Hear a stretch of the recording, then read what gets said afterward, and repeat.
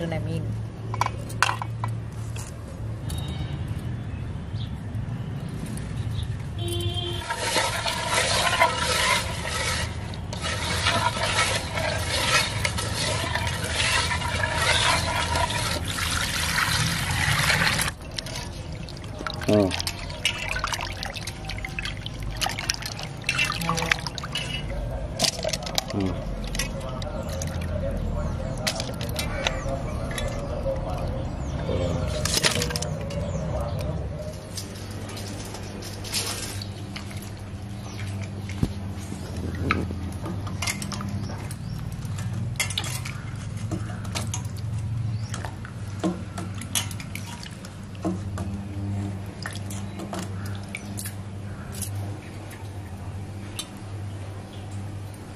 போதும்.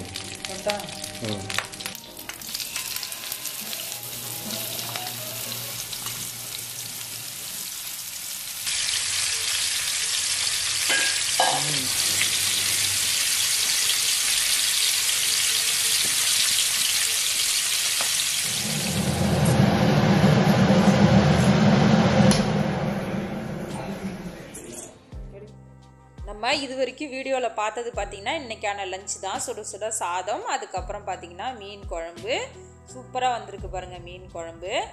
சின்ன மீன் தாங்க இது, சின்ன மீன் போட்டு வச்சாலே நல்லாயிருக்கும். அதுக்கப்புறம் காணாங்கெண்டை மீன் வறுத்தது.